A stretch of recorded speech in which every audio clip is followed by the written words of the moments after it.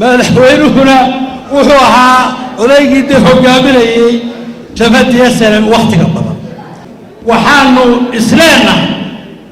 madaxweyne hal degmo oo buuhoodla la yiraahdo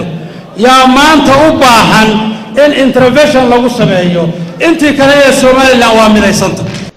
mana oran karo mana oran doono afkaygana ma aha afana qaanana ma aha waxaanu isleenahay madaxweyne hal degmo oo buuhoodla la yiraahdo yaa maanta u baahan in intervention lagu sameeyo intii kale ee Soomaaliland waa midaysanta dhammaan waxaan idin leeyahay